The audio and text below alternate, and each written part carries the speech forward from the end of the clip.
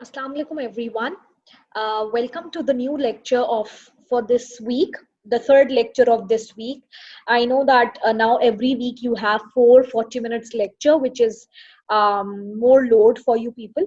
But we have our time constraints. You all are aware of the situation, and we have limited time before your final exams, and we need to cover the course. अच्छा, एक चीज जो मैं आप सबसे share करना चाहूंगी वो ये कि अगर आप लोगों को अपनी कोर्स आउटलाइन याद हो, या अगर आप उसे खोल के देखें तो उसमें I was just going through your course outline अभी इस वीक के लेक्चर्स बनाने से पहले।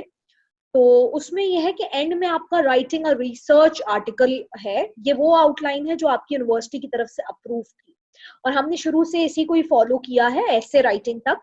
बट एक तो पहली बात कि सेकेंड सेमेस्टर के स्टूडेंट्स के लिए रिसर्च आर्टिकल लिखना is completely out of question. बिल्कुल भी लॉजिकल चीज ये नहीं है, क्योंकि ये 5th सेमेस्टर में जाके अगर आप स्टूडेंट से ये एक्सपेक्ट करें तो फिर भी समझ में आता है, अदरवाइज इट्स आप लोगों के लेवल पे ये नहीं है। दूसरा ये कि जिस तरह से मुझे आप लोगों के मिड टर्म के बाद मैंने आपकी लैंग्वेज नीड्स आइडेंटिफाई की हैं, उसमें मैंने ये चीज आइडेंटिफाई की है कि आपके बेसिक जो कंसेप्ट हैं लैंग्वेज के वो क्लियर नहीं है। तो उस हिसाब से फिर मैं लेक्चर्स में मैंने चीजें ऐड की हैं, ग्रामर का पोर्शन ऐड किया है, मैंने वर्ड क्लासेस का ऐड किया है, टेंसेस मैंने पहले ही ऐड कर दिया था मिड टर्म से पहले ही। तो वर्ड क्लासेस मैंने ऐड किए हैं, टाइप्स ऑफ सेंटेंस स्ट्रक्चर, और ये सारी चीजें मैंने ऐड की हैं क्योंकि आपकी नीड है, आपकी लैंग्वेज नीड है, ताकि आपको ये बेसिक चीजें पता हो तभी आप राइटिंग कर सकते हैं। तो इसलिए मैंने देखते हुए, ऑब्वियसली ये जो होता है कोर्स आउटलाइन को आप रिजिडली फॉलो नहीं करते, वो आपको स्टूडेंट्स की जो भी रिजल्ट है वो देखते हुए उनकी करंट नीड्स को आइडेंटिफाई करते हुए फिर आप उस हिसाब से चीजों को अपडेट करते रहते हैं। लेकिन बहरहाल आपके कोर्स आउटलाइन में जो राइटिंग रिसर्च पेपर है वो बिल्कुल आप लोगों को मैं क्लियरली बता दूं कि वो बिल्कुल भी इंक्लूडेड नहीं है। I will again in the next week will be having 4 more lectures and I think probably वो 4 लास्ट होंगे। तो उसमें रिव्यू रिसर्च पेपर एक है या रिव्यू आर्टिकल है, उसमें भी मैं बहुत टेक्निकल चीजें नहीं और टेक्निकल कोई रिसर्च पेपर नहीं उठाऊंगी, लेकिन आई सी शायद मैं रिव्यूइंग एन आर्टिकल को ऐड कर दूं। वो इसलिए क्योंकि मैं आपको पैराग्राफ राइटिंग भी पढ़ा चुकी हूँ, मैं आपको समरी राइटिंग बता चुकी हूँ, फिर बुक रिव्यू कैसे लिखते हैं वो कैसे डिफरेंट है वो बता चुकी हूँ। तो रिव्यू, एक आर्टिकल को रिव्यू करना और उस पर कॉमेंट करना, क्रिटिकली उसको इवेलुएट करके कि उस आर्टिकल में क्या था, उसके क्या स्ट्रेंथ्स हैं, क्या कमी थी, तो ये बहरहाल आप फिर भी आपके लिए समझना आसान होगा। तो रिव्यूइंग आर्टिकल को मैं इंक्लूड करूं शायद, बाय द नेक्स्ट वीक मैं उसको देख लूंगी कि किस तरह का कंटेंट आपको पढ़ाना है, मगर राइटिंग और रिसर्च आर्टिकल फिलहाल मैं बिल्कुल भी इंक्लूड नहीं करूंगी। तो आप अपनी राइटिंग प्रैक्टिस के लिए अब उसी तरह से पैराग्राफ राइटिंग की प्रैक्टिस करते रहे और अब पैराग्राफ से इनहैंस करके आप एस्से राइटिंग की प्रैक्टिस स्टार्ट कर दें। अपार्ट फ्रॉम दैट आपकी जो ग्रामेटिकल कंपोनेंट में पढ़ाई जा रही है उसमें उसको थोड़ा रिवाइज कर लें, उसको रिव्यू कर लें, ताकि आप आगे की चीजें भी आप आसानी से कर सकें। और प्रॉब्ली नेक्स्ट में या नेक्स्ट से नेक्स्ट वीक में मैं क्विज आपको दे दूंगी जिसमें हम उसको एमसीक्यू बेस्ड रखेंगे। वो राइटिंग उसमें नहीं होगी किसी भी तरीके की, कोई पैराग्राफ राइटिंग या कुछ भी। उसमें यही होगा कि tenses, word classes, types of sentences, sentence structure, आज जो हम टॉपिक करने वाले हैं modal verbs, in the next lecture हम पैसिव वॉइस करने वाले हैं, तो वो ग्रामेटिकल बेस्ड आपका क्विज होगा 15 मार्क्स का। एंड समरी तो आप लोग मुझे आफ्टर आई थिंक 10-12 डेज आप मुझे समरी सबमिट करवा देंगे और 30th of November तो वो फिर आपका फॉर्मेटिव का पार्ट होगा। तो चलें फिर let's move on to today's topic which is modal verbs। आप सबको आइडेंटिफाई शायद आपको आइडिया होगा कि वो मॉडल वर्ब्स क्या होते हैं। तो मैं बहरहाल उसके स्ट्रक्चर पे फोकस करूंगी और उसके यूसेज पे फोकस करूंगी। मेरा फोकस ज्यादा यूसेज पे होगा because a lot of time all of you use these modal verbs in your daily life. Teacher may I come in, can I call you, or can I submit this tomorrow? So you all are using modal verbs in your everyday life. So the purpose should be to understand the usage कि किस situation में can use करना बेहतर है, but किस situation में can would not be more appropriate but may would be more appropriate। तो usage में मेरा फोकस बहुत ज्यादा होता है। ऑफ कोर्स स्ट्रक्चर का पता होना भी जरूरी है, जैसे इसमें कुछ चीजें हैं स्ट्रक्चर की जो आपको पता होना चाहिए कि मॉडल वर्ब्स के साथ आप ये वाली चीजें नहीं यूज कर सकते। That is also important, but for understanding the usage is most important. So let's begin.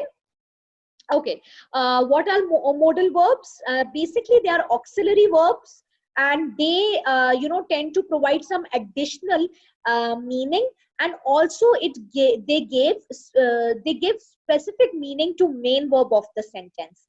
Actually, when you add a modal verb, it has its own meaning, and it tends to change the meaning of the sentence, or it adds to the overall meaning of the sentence. These are the list of modal verbs in front of you: can, could, may, might, must, shall, should, ought to, will, would.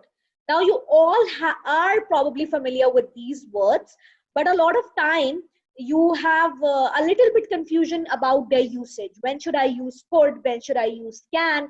So it's a bit confusing at times, and it's difficult to decide that which word will be more appropriate. And this happens when you're writing your paragraphs, when you're writing your essays. So there is a specific reason for using each of them. So we'll be discussing the usage of each of them in detail. Okay, first, how do we use modal verbs? For instance, Mary could play the piano. Now here, Mary is the subject and play is the main verb. Could here is the modal verb. It's an auxiliary verb as well. It's called modal. Um, Whenever you add could, there is no need of other auxiliary verbs. For example, when we are using could, may, so you're not going to use other types of auxiliary verb when you're using modal. What are the other auxiliary verbs? Has, have, is, am, are. So whenever you're using the modal verbs, you are not going to use you don't need to use other modal auxiliary verbs, sorry. One thing which is written here in this slide is they do not accept conjugation. Now, do you have any idea what do we mean by conjugation here? Okay, we tend to record videos, so there is no room for interaction. Okay, if you have idea, well, good enough. Or if not, I'll tell you. Basically, conjugation is, creating different forms of a verb from its principal parts, like from its main part. For example, here in this sentence, we have a main verb, play. Right? Now, you can create different forms from this single main verb. You can add s, plays. You can add ed to show past tense, played. Similarly, for instance, there is the verb break. Now, it can be conjugated to so many other forms like breaks, broke, broken, breaking. So there are different forms in which they can conjugate the main verb. But modal verbs can never have conjugation. So you can never add an s with could, coulds, or cans, or mays. So always remember that. Some people subconsciously commit these mistakes that they tend to, add an s or es even with the modal verbs. So this is not acceptable. Modal verb will always remain in its one form. Okay. Now the usage obviously of one modal verb is different from the usage of another modal verb. But you cannot, add inflections. You cannot conjugate these modal verbs. Okay, so please keep this in mind. Okay, unlike main verb, which can have multiple forms, they can conjugate. You can add s or es depending on the subject or the tense, or you can add ed. But with modal verbs, you cannot add inflections. So this is one thing. The other thing is that whenever you are using a modal verb, there is no need to use other auxiliary verbs like is, am, are, has, have, these auxiliary verbs. Because modal verb has a different purpose and they are fulfilling that purpose in a sentence. All right? Okay. So there is no s in singular. There is no do, does in the question. There is no don't and doesn't in the negative. For instance, he can ski. Now you're not going to say he can ski or he can skis. So whenever you're using modal verb, for instance, when we teach you tenses, we tell you that if the subject is singular, you will add s with the main verb. For example, she plays cricket or he plays cricket. But when the subject is plural with main verb, you are not going to use S or ES. For instance, they play cricket, or we play cricket, or even with you play cricket, right? So you, with the main verb, you use S or ES depending on the subject. Similarly, when you're using main verb in the question form, when you're using question form, do or does change depending upon the subject. For example, do you eat mangoes, right? Or does she like mangoes? Because with you we use do, and with they and we and I we use do, but with he, she, it we use does, right? The same is the case with the negative, don't and doesn't in the negative. But whenever we use modal verbs, you cannot add s to show plural or singular. And also, um, when you say, would you like to come with me? That's fine. Would is a modal verb. You're asking a question. Would you like to come with me? Now you cannot add do with this modal verb because it's fulfilling the purpose of a question. So you can't say, do you would like to come with me? That is completely incorrect, right? When you say they can't be serious, so when you say you can't be serious, that's sort of a strong statement in which you're asserting something. No, you can't be serious, right? But you can't say they don't can be serious, right? That is a grammatical error. So are you following? Do you understand how about the structure? Because right now we are on the basic structures, that you're not going to do this with a modal verb, you're not going to add this, that with a modal verb, or things like that. But once we move on, I'll be discussing the function of each modal verb. So that you know in which context you must use which modal verb. All right. Okay, like I said, modal verbs do not have infinitives or ing form. Infinitive, for example, um, um, um, to infinitive. So you don't use to infinitive with without to. Okay, so for instance, and also ing form. She must study. Now you're not going to add ing form with the main verb. She must study. That would be incorrect, right? So when you say she must study, it's a strong obligation, right?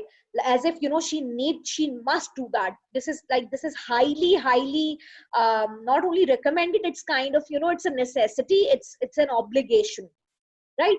We should have gone the other way. Now we should have gone, which means that we haven't done that, we haven't gone the other way, but we should have gone the other way. So we should have done that, right? But we haven't. He could play football in his youth. Now, when we say could, it shows something that was true in the past. So, an ability which he had in his youth, which means he maybe can't play football anymore. He could play football in his youth. Okay. Similarly, modal verbs do not have all the tenses, right? Um, Modal verbs will in fact use other verbs to complete the tenses. For example, can is completed with be able to, or must can be completed with have to. For example, they can play the piano. You can say they will be able to play the piano in the future. Or you must come early. So you can simply say you had to come early, right? So you can show the change of tenses with other words, but they do not have all the tenses. Okay. And now, when it comes to meaning, then we need to discuss that what do they actually communicate? What is the meaning or the purpose or the usage of each and every modal verb, right? So first is that every modal verb has a different purpose, right? Some of the modal verbs only fulfill one purpose, or it conveys one meaning. But then there are modal verbs which can be used in two different contexts, right? And then there are certain modal verbs that are used to express something that has already happened in the past and that are no more part of the present, right? So depending on what they express, modal verbs have been divided into these three forms. Some of the modal verbs come under the first category, which is the category of single concept modal, and they have one meaning. On the other hand, there are some modal verbs which fulfill two purposes or convey two types of different meaning in a sentence. So they are known as double concept modal, right? And then, so some of the modal verbs will be in this category, the second category, which are fulfilling two different purposes or have two different meanings. Last but not the least, we have some modals which are used to express something related to a past situation and not something that can be linked to our present or future, right? So let's see. Now in single concept modals, we have will, might, should, ought to, had better. So all these five modal verbs convey one meaning. They are used in one particular context for fulfilling one major purpose. What is that? We'll be discussing later. Then we have some double concept modals, may, must, would, shall, could, can. Now each of these six modal verbs fulfill two different purposes. They convey two different meanings or can be used in two different scenarios or contexts.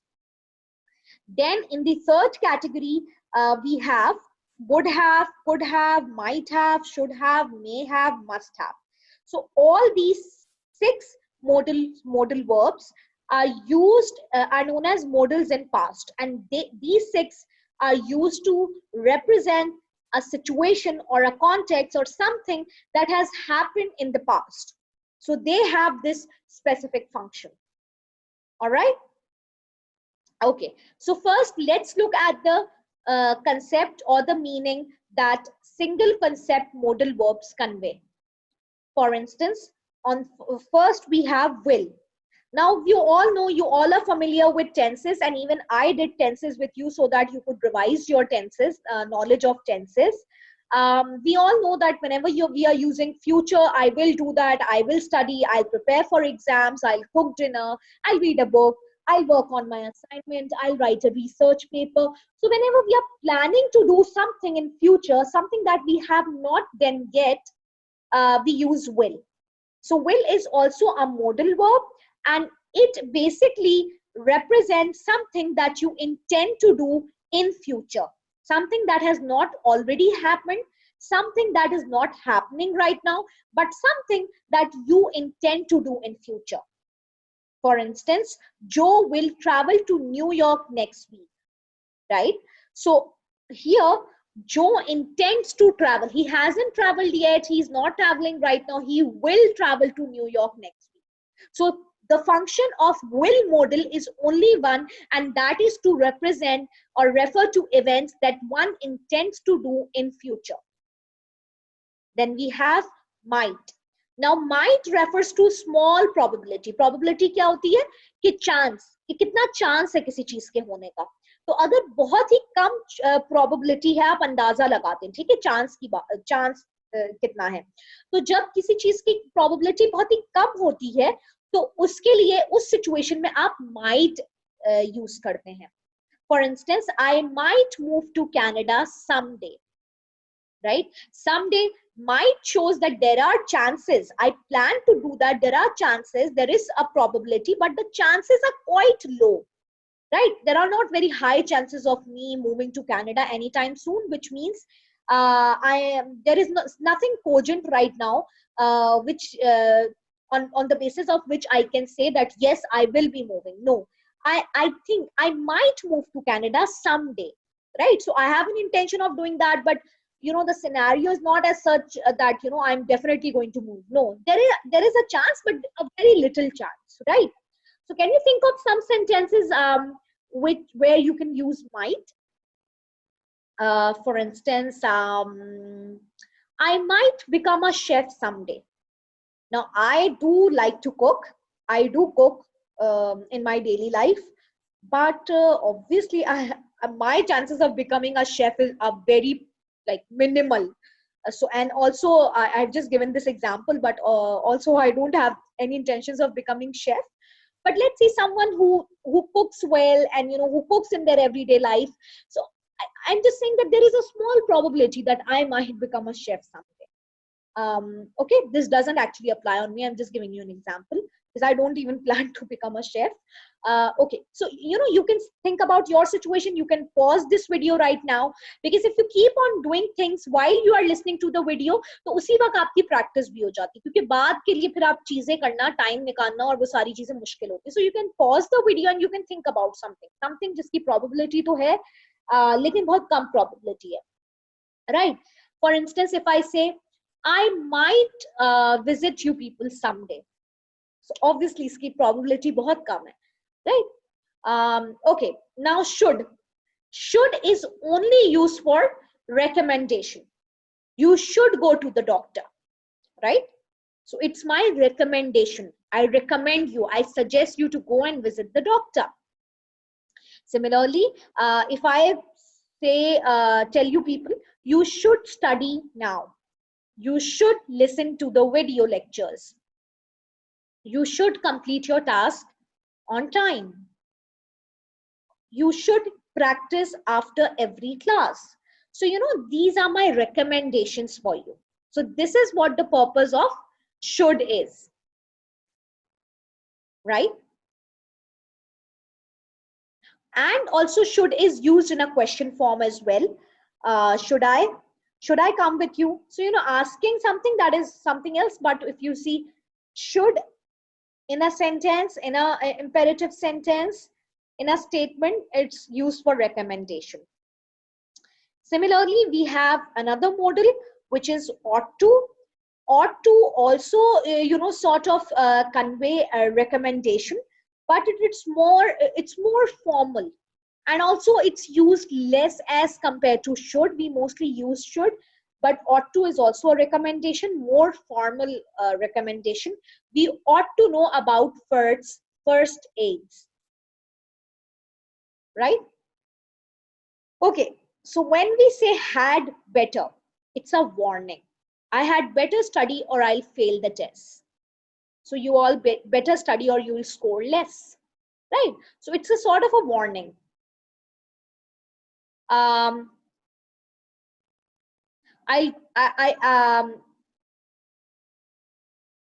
had better study or I'll fail the test. Or you can think about some other examples, similar examples, okay? So now we have double concept models. So we have may, and you all use may in your everyday life. May I come in, teacher? Right? So one usage is something that we all do in our everyday life. So may का एक purpose क्या है? Asking, seeking permission. May I come in? May I borrow your pen? Right? And may is more polite as compared to can. So if you say can I come in and may I come in, both are fulfilling the almost the similar purpose, but may is more polite, right? So when we use language, we have to consider the social norms as well, the principles of politeness as well, right? So may is more polite. So you may is used, one usage of may is seeking permission for something. Then we have yet another usage of may. That is why it is called double concept model, because it fulfills two purposes. The second is good probability. So like we just discussed, might also conveys probability, but the chances are very low. But when we use may for saying something that we have chances of doing, and the chances are better, like the chances are not minimal or small, there are good probability, or there is a good probability or good chances of doing something, then we can use may.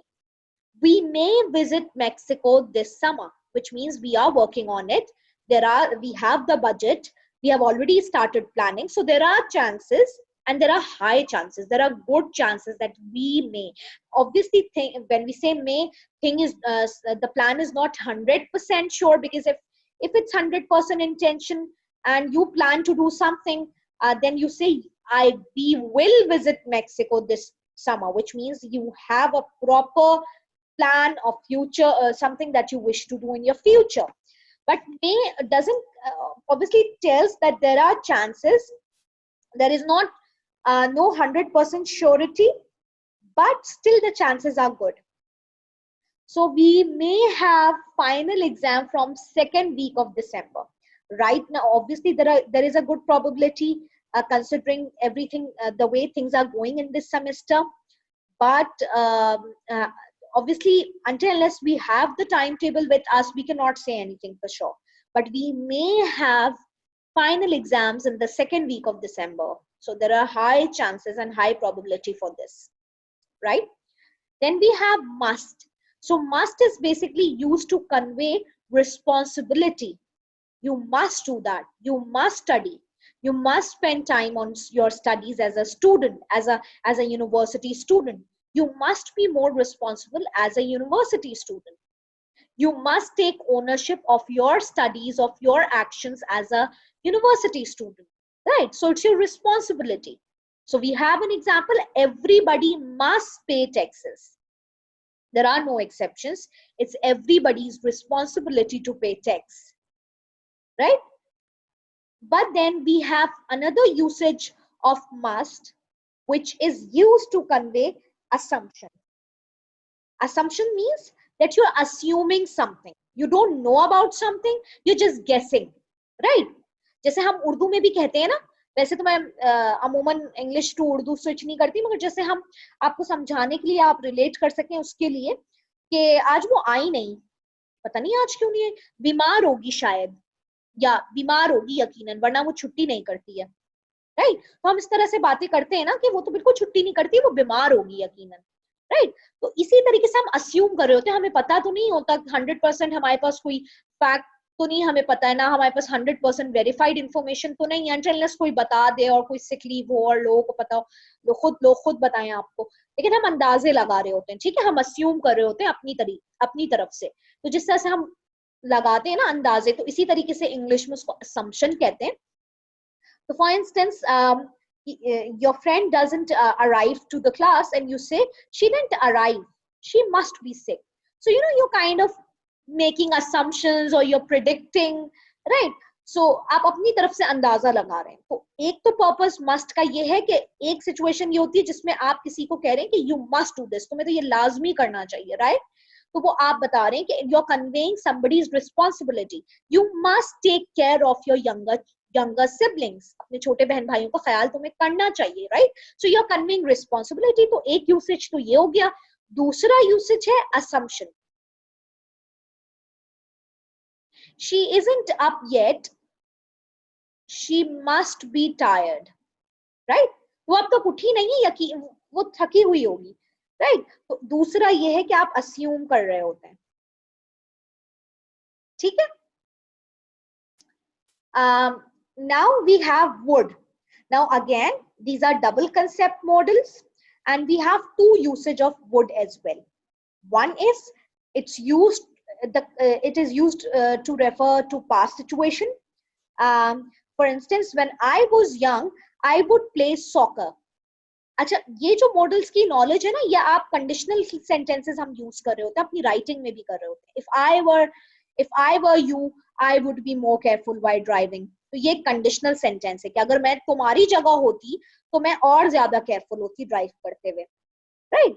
तो conditional जो है वो तीन तरह के conditional होते हैं, फिर वो डिफरेंट सिचुएशन पे, अभी मैं उसमें नहीं जा रही उस डिटेल में, वो डिफरेंट सिनेरियो में आप डिफरेंट कंडीशनल्स यूज कर रहे होते हैं। लेकिन कंडीशनल्स के यूसेज के लिए भी आपको मॉडल्स की यूसेज और उसका पता होना बहुत जरूरी है, क्योंकि जब मॉडल्स आपको सही आएंगे तभी आप कंडीशनल क्लॉज और कंडीशनल सेंटेंसेस यूज कर सकते हैं, ठीक है? तो एक तो ये हो गया, when I was young I would play soccer. So you are telling something about your past. You used to play soccer, which means, right? So when I was young, I would play football, which means I no longer play football, but I would play football when I was young, right? Then we have yet another usage of would, which is present unreal. ये है conditional. एक conditional होता है जो unreal situation को refer कर रहा होता है, ठीक है? तो अभी बहरहाल आप कंडीशनल से ना भी उसको कंसिडर करें, तो would का एक यूसेज आपको याद रखना है कि प्रेजेंट के किसी अनरियल सिचुएशन में जो इमेजिनरी सिचुएशन है उसको रेफर करने के लिए यूज होता है. For example, I would buy the car, but I can't afford it, right? So I would buy the car whenever I have money, which means it's not real right now, right? So please remember the usage of may, must, would, that each of them can be used in two different contexts. And now you know what are the different contexts in which these modal verbs are used. Okay, then we have a few more double concept modal. There are two usage of shall. One is shall is educated expression offer. Excuse me, I shall go now. Shall I clean it? So you know it's kind of you're offering something, but it's more formal. It's more polite.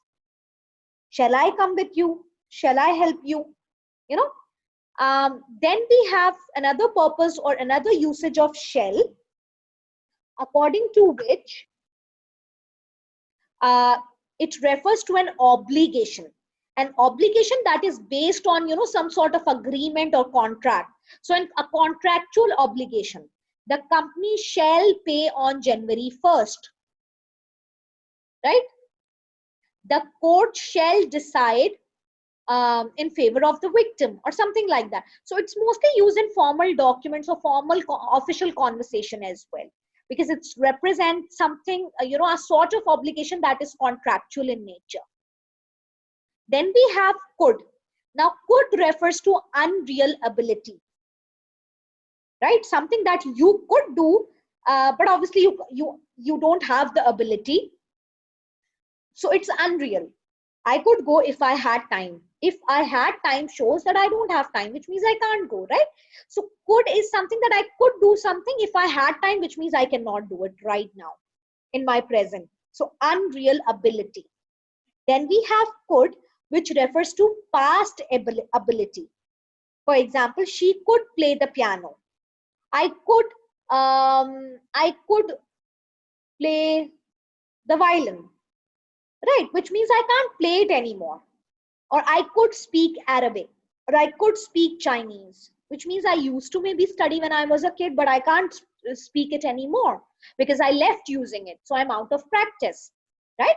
So it refers to past ability, something that you could do in your past, but you cannot do anymore. Then we have can, which refers to your present ability. We can speak English. I can cook. I can write a letter. I can write an article. I can read books.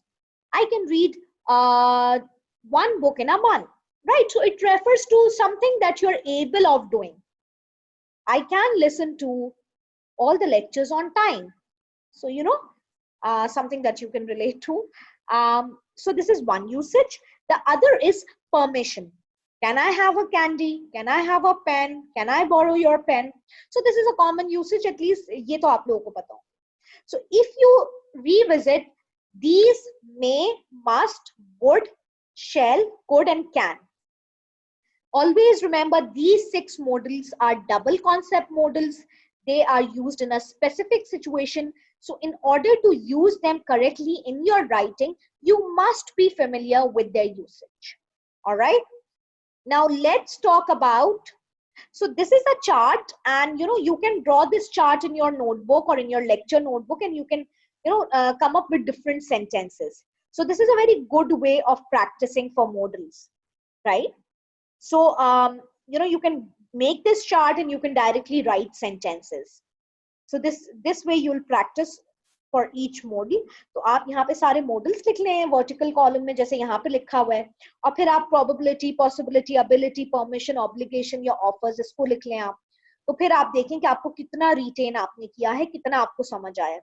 और एक और बात कि मैं आपका quiz 15 marks का grammar पे लूंगी, इसका मतलब ये नहीं है कि ये आपके एग्जाम्स में इंक्लूडेड नहीं होगा, या इसका मतलब ये नहीं कि वो जो पैराग्राफ राइटिंग मैंने सिखाई थी वो एग्जाम में, जो भी हमने पढ़ा है वो एग्जाम में आपका उसका कोर्स सिलेबस में वो इंक्लूडेड है. ऑब्वियसली सिमिलर क्वेश्चंस नहीं आएंगे, लेकिन वो डिफरेंट वे में आ सकता है. ठीक है, तो एग्जाम तो आपका कॉम्बिनेशन होगा, उसमें एमसीक्यूज भी होंगे, उसमें राइटिंग टास्क भी होंगे. समरी राइटिंग भी आ सकती है, कोई सा भी ऐसे आ सकता है। तो आप लोग ये सारी चीजें साइड बाय साइड प्रैक्टिस भी करते रहें, ठीक है। अच्छा जी, then we have modals in the past which refer to actions that happened in the past. So when we use modal plus have plus verb in past participle. अच्छा, मैं paper ले रही थी तो जब मेरी ड्यूटी थी तो आप लोग तो शायद मेरे सेक्शन के बच्चे नहीं थे, लेकिन कुछ स्टूडेंट्स थे जिनके पेपर में क्वेश्चन था कि उनको पास्ट पार्टिसिपल चूज करना है। अब उनको पास्ट पार्टिसिपल का मतलब नहीं पता था। इससे मैं ये अंदाजा लगा रही हूँ कि शायद मेरे ग्रुप में भी, मेरी क्लास में भी कुछ बच्चे हैं जिनको नहीं पता होगा। तो आपने बचपन से वर्ब्स पढ़े हैं ना आप लोगों को, स्कूल्स में, कुछ स्कूल्स में तो रट्टा भी लगवा देते हैं कि फर्स्ट फॉर्म ये है, सेकंड फॉर्म ये है और थर्ड फॉर्म ये है। अभी भी आप गूगल पे लिखेंगे 3 फॉर्म्स ऑफ वर्ब तो आपके पास पूरा एक चार्ट आ जाएगा, ठीक है। तो उसको बच्चों को बताते हैं first form of verb, second form of verb, third form of verb, but basically उनका नाम होता है। जो फर्स्ट फॉर्म ऑफ वर्ब होती है उसको हम कहते हैं present, second form of verb को हम कहते हैं पास्ट, और जो थर्ड फॉर्म होती है उसको हम कहते हैं पास्ट पार्टिसिपल। तो जब आप टेंसेस भी पढ़ते हैं तब भी आपको तीनों फॉर्म्स पता होना जरूरी होती है ना। तो जो थर्ड फॉर्म होती है वो होती है past participle. For instance, eat, ate, eaten. Eat present है यानी फर्स्ट फॉर्म है, एट पास्ट है, सेकंड फॉर्म है या पास्ट फॉर्म है, एंड ईटन पास्ट पार्टिसिपल है और थर्ड फॉर्म है, ठीक है। इसी तरीके से break, broke, broken. So broken is the past participle, break is the present form, broke is the past form and broken is the past participle form, ठीक है। तो जो थर्ड फॉर्म होती है वर्ब की वो होती है पास्ट पार्टिसिपल, राइट। तो आप मॉडल्स किस तरीके से पास्ट को रेफर कर सकते हैं? when you use have and past participle with a modal, it must have been a difficult situation. So must is a modal, have been refers to something that has already happened in the past, an event that has already occurred, right? Or they should have invited her to her wedding. So should is the modal and have invited is the past participle. बहुत सारे verbs ऐसे होते हैं जिनका past form और past participle form similar होता है, ठीक है। यानी कि second form और third form similar होता है। For example, walk, walked, walked, ed second form भी है, थर्ड फॉर्म भी है। इसी तरह से इनवाइट जो है इसकी सेकंड फॉर्म भी इनवाइटेड है और थर्ड फॉर्म यानी पास्ट पार्टिसिपल भी इनवाइटेड है, ठीक है। तो when we say they should have invited her to their wedding, which means the wedding is over, they didn't invite her but they should have done that. उन्हें बुलाना तो चाहिए था उसे, ठीक है। हम ऐसे बात करते हैं ना, जो मतलब ये करना चाहिए था, but which means के अब वो पास्ट की बात हो गई है, वो किया नहीं, you're just referring to something that should have been done. जैसे मैं आप लोगों को बोलूं, you people should have studied for your midterms. Obviously अब वो गुजर गया, अब मेरे हिसाब से ऐसा होना चाहिए था, but no problem, that's past, which means you didn't study well but now you will. Okay, then we have must have, which is logical conclusion on a past event. Peter has arrived late, he must have been in a traffic jam. Obviously late आया तो logical एक conclusion आपने निकाल दिया कि he must have been stuck or have been in a traffic jam. Then we have may or might have, in which you deduce something on a past event. Joe may have taken the wrong train. So you are, you're kind of predicting or deducing something. Okay. Could have, possibility to do something, but you didn't do. You could have played better. तुम अच्छा खेल सकते थे, which means कि खेल तो सकते थे लेकिन नहीं खेला. You could have performed better in your midterms. कर तो सकते थे perform मगर नहीं किया, right? तो ये could have का ये usage है. इसी तरह से couldn't have, certainty that something couldn't have happened. He couldn't have passed because you hadn't studied enough, right? Then we have would have, desire to do something but impossibility to do it for external causes. I would have visited you but I forgot your address. So I aim to do that. I would have met you but I was running short of time, right? Obviously इसका मतलब है कि ये चीज मैंने नहीं की, but I had a desire of doing that. Then we have should, lament on something. Lament का मतलब होता है किसी चीज पे अफसोस करना. Lament on something that should have been done. कोई ऐसी चीज पे अफसोस करना जो होनी चाहिए थी लेकिन नहीं हुई. For example, you should have warned me earlier. इसमें एक स्लैश के बाद लिखा हुआ you ought to have warn me, लेकिन ये बहुत ही कम इस तरह का यूसेज होता है, इसलिए ought to have warn me past के साथ कम यूज होता है, लेकिन ये बहुत कॉमन है कि you should have warn me earlier. इसका मतलब है कि तुमने पहले वार्न नहीं किया लेकिन करना चाहिए था। You should have told me she is leaving, yes you should have told me this yesterday, तुम्हें कल बताना चाहिए था, which means नहीं बताया, right? shouldn't have plus past participle का क्या यूसेज है? critique on something that shouldn't have happened, तो किसी ऐसी बात पे क्रिटिक करना जो नहीं होनी चाहिए थी। he shouldn't have told them, इसका मतलब कि उसने बता दिया उन लोगों को लेकिन उसको नहीं बताना चाहिए था। you shouldn't have missed the lecture, which means कि आपने मिस कर दिया लेकिन आपको नहीं मिस करना चाहिए था, ठीक है। then we have need not have, something that wasn't necessary doing, ठीक है, कोई चीज ऐसी जो जरूरी नहीं था करना मगर फिर भी हुआ, which so we have an example, you need not have bought it, तो जरूरत नहीं थी इसको लाने की, राइट? सो इस तरीके से ये चीजें हैं। ये टेबल भी आप याद रखें कि ये वो मॉडल वर्ब्स हैं कि जब आप इनको हैव और पास्ट पार्टिसिपल के साथ यूज करते हैं तो ये वाली मीनिंग कन्वे कर रहे होते हैं, ठीक है। तो आप इस टेबल को दिमाग में रखें, आप इस पे सेंटेंसेस बनाएं, प्रैक्टिस करें, तो इस तरीके से आपको यूसेज क्लियर होगा। Then we have a few verbs which often serve as model too, they need to be conjugated, ठीक है। अब कुछ verbs ऐसे होते हैं जो मॉडल्स की तरह से यूज होते हैं, तो वो कॉन्जुगेट भी हो सकते हैं क्योंकि वो मॉडल वर्ब्स तो नहीं, उसकी तरीके से यूज होते हैं। फॉर एग्जांपल लाइक टू, अब ये कॉन्जुगेट हो रहा है क्योंकि टू इन्फिनेटिव यूज हो रहा है। कभी भी वुड के साथ, जो मैंने इन्फिनेटिव की बात की थी ना, वुड के साथ टू नहीं आएगा, they would to, you won't say that, they would do that, you wouldn't say they would to, right? लेकिन लाइक भी कभी कभी मॉडल के सेंस में यूज होता है, आप उसके साथ टू इन्फिनेटिव यूज कर सकते हैं। For example I like to watch TV, इसी तरह से वांट टू यूज होता है कभी कभी मॉडल की तरह, है तो ये दूसरा वर्ब मॉडल नहीं है लेकिन कभी कभी यूज होता है, तो आप इसमें इसको कॉन्जुगेट करेंगे क्योंकि ये मॉडल वर्ब नहीं है। तो ये डिजायर को रिप्रेजेंट अगर करना है, John wants to buy a car, तो इसमें एस भी, इन्फ्लेक्शन भी ऐड हो रहा है और इन्फिनेटिव टू इन्फिनेटिव भी है ये। इसी तरीके से नीड टू कभी कभी मॉडल की तरह यूज होता है जिसमें नेसेसिटी कन्वे हो रही होती है, we really needed to talk to you, right? So it's conveying something, a necessity. Similarly, have to, Susan had to pay the rent, obligation. Or have got to, I've got to go now. Look forward to, future plan, I look forward to meeting you again or seeing you again. Now these words, these verbs, these are the few verbs which sometimes act kind of, they are not models but they kind of convey the function or a purpose which resemble that of models, लेकिन चूंकि ये in essence models नहीं है इसीलिए ये conjugate भी करते हैं, which means आप इसमें इनके साथ जब verb use करते हैं तो उनमें s भी use हो जाता है और इसको आप to infinitive के साथ भी use कर सकते हैं, because these are they act as models sometimes but they are not model themselves, right? So that's it for modal verbs. I hope कि आपको ये चीजें समझ आई होंगी, क्लियर हुआ होगा। बीच बीच में इसमें टेबल है अटैच इस वीडियो में, इस लेक्चर में, तो आप उस टेबल के फॉर्म में प्रैक्टिस करें, सेल्फ प्रैक्टिस करें, आपके पेपर में बहुत कम टाइम रह गया और आगे भी आपकी ये वाली चीजें आपके काम है। So see you in the next video, next video with a new topic. Thank you.